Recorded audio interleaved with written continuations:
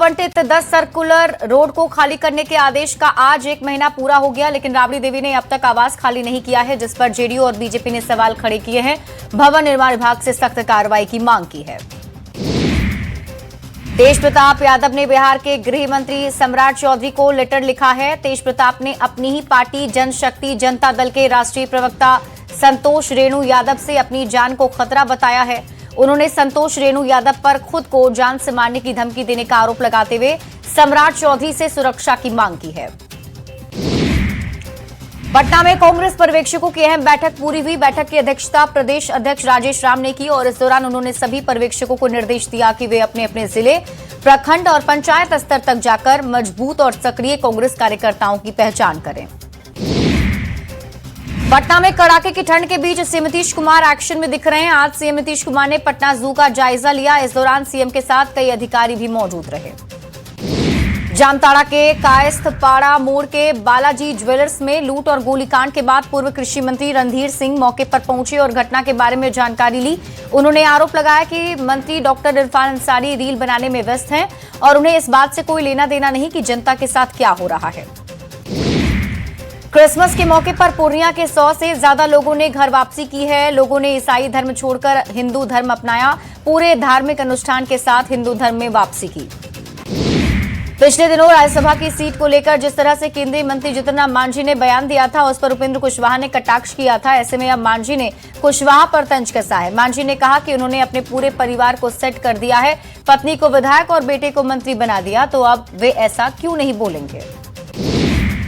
केंद्रीय मंत्री जितन राम मांझी ने एक बार फिर से बड़ा बयान दिया है। मांझी ने एक बार फिर राज्यसभा की सीट को लेकर अपनी मांग को जायज ठहराया। जहानाबाद में मांझी ने कहा 2024 के लोकसभा चुनाव के दौरान अमित शाह ने लोकसभा की 2 सीट और राज्यसभा की 1 सीट का वादा किया था और उस वादे को पत्थर की लकीर बताया था। प्रधानमंत्री नरेंद्र मोदी ने वैभव सूर्यवंशी की तारीफ की। पीएम मोदी ने कहा खेलों में पहले मौजूद अनियमितताएं अब समाप्त हो गई हैं और 14-15 वर्ष के युवा अब महज 36 गेंदों में शतक बना रहे हैं। बता दें कि कल विजय हजारे ट्रॉफी में बिहार की ओर से खेलते हुए वैभव ने अरुणाचल प्रदेश के खिलाफ 36 गेंदों में शतक जड़ा था।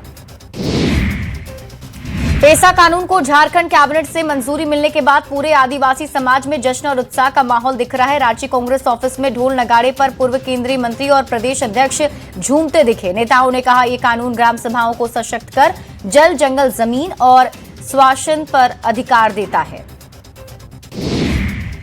झारखंड निर्माण में अपनी अहम भूमिका निभाने वाले शहीद निर्मल महतो की जयंती पर मुख्यमंत्री हेमंत सोरेन और कल्पना सोरेन ने श्रद्धांजलि अर्पित की। रांची के पुराने जेल मोड़ स्थित निर्मल महतो की प्रतिमा पर मुख्यमंत्री ने माल्यार्पण किया और इस दौरान जेएमएम के कार्यकर्ता भी मौजूद रहे। गिरिडीह में हीरोडीह थाना क्षेत्र के मानिकबाद गांव के रहने वाले कमलेश सिंह की हत्या के मामले में सियासत गर्मा गई है। झारखंड के पूर्व मुख्यमंत्री और नेता प्रतिपक्ष बाबूलाल मरांडी मानिकबाद पहुंचे और मृतक के आवास पर परिजनों से मुलाकात कर उन्हें सांत्वना दी। उन्होंने इस हत्या को बेहद क्रूर बताते हुए सभी आरोपियों को जल्द गिरफ्तार करने की मांग की। समस्तीपुर में बीजेपी नेता रूपक सहनी की हत्या के बाद इलाके में तनाव बना हुआ है। पुलिस ने अब तक इस मामले में 2 आरोपियों को गिरफ्तार किया, जबकि मुख्य आरोपी की तलाश जारी है। हत्या के बाद आक्रोशित ग्रामीणों ने मुख्य आरोपी के घर पर तोड़फोड़ और आगजनी की। कई थानों की पुलिस मौके पर कैंप कर रही है। रांची में सड़क हादसे में घायल शख्स की मौत के बाद लोगों में जमकर नाराजगी दिखी। नाराज लोगों ने जगन्नाथपुर थाना क्षेत्र के क्रांति चौक को जाम कर दिया और मामले में मुआवजे के साथ दोषी के खिलाफ कार्रवाई की मांग की। बोकारो में सुदूर ग्रामीण क्षेत्र से निकलकर अब धर्मांतरण का खेल शहर में पहुंच चुका है। मामला चास मुफस्सिल थाना क्षेत्र के भवानीपुर का है, जहां लोगों से मिली जानकारी के बाद विश्व हिंदू परिषद के लोगों ने धर्मांतरण के खेल को रोका। इस दौरान धर्म परिवर्तन कर रही महिला और धर्मांतरण करने आई महिला लोगों से उलझ पड़ी। मौके पर पहुंची पुलिस ने महिला को हिरासत में लिया है। एवं भूमि सुधार विभाग ने प्रधान सचिव जिलाधिकारी ने साथ बैठक की है। बैठक में जिले के सभी प्रखंड के अंचल अधिकारी शामिल हुए। इस दौरान प्रधान सचिव ने भूमि से जुड़े सभी मामलों का समय पर निष्पादन करने के निर्देश दिए। औरंगाबाद के मदनपुर स्थित उमंगेश्वरी एग्रो फार्मा प्रोड्यूसर कंपनी परिसर में किसान संवाद का आयोजन किया गया।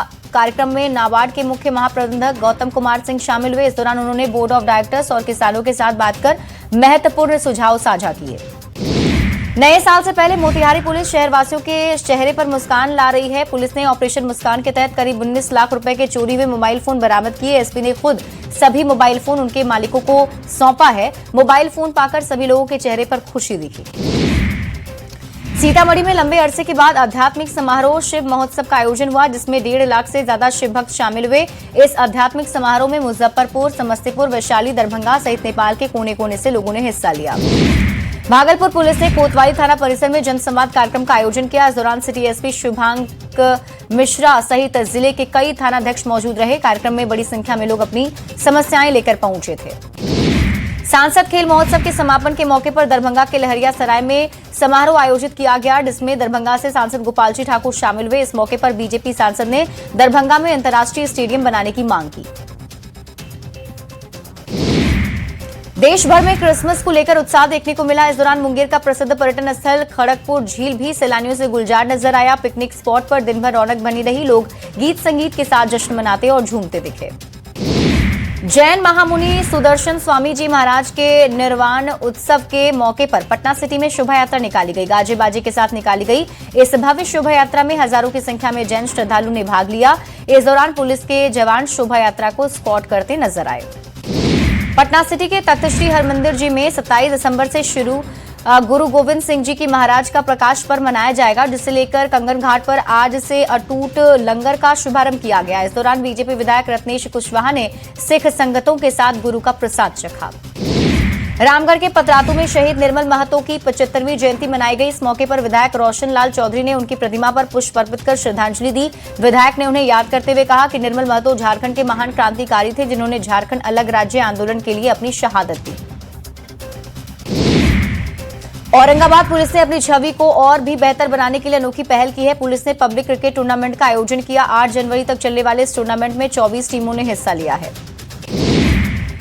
मधेपुरा में लगातार बढ़ते ठंड के प्रकोप को देखते हुए लायंस क्लब मधेपुरा की ओर से सराहनीय सामाजिक पहल की गई। क्लब की ओर से शहर में अलाव की व्यवस्था कर जरूरतमंद राहगीर और मजदूरों को ठंड से राहत पहुंचाने की कोशिश की गई।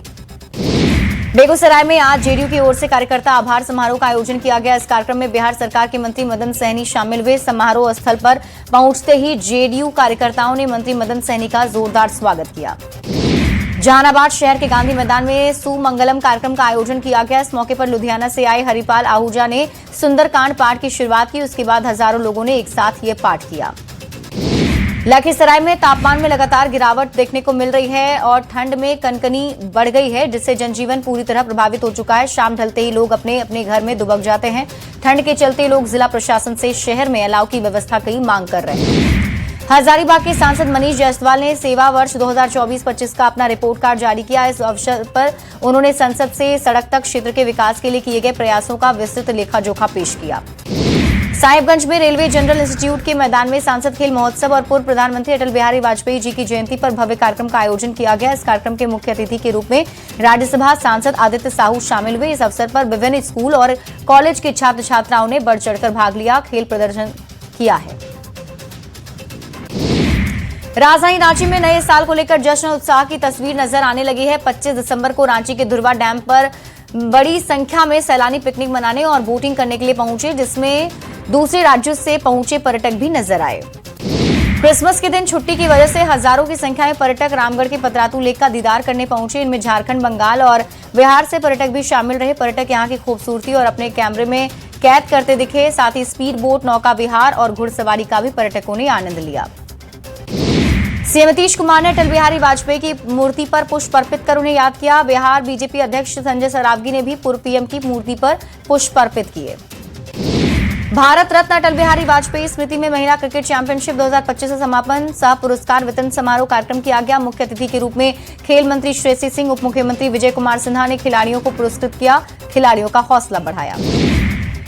पूर्व प्रधानमंत्री अटल बिहारी वाजपेयी की जयंती पर सिवान में सदैव अटल कार्यक्रम का आयोजन किया गया। कार्यक्रम में बड़ी संख्या में छात्र छात्राओं ने हिस्सा लिया। इस प्रतियोगिता का मुख्य उद्देश्य अटल बिहारी वाजपेयी के बारे में छात्र छात्राओं को उनकी जीवनी के बारे में बताना था।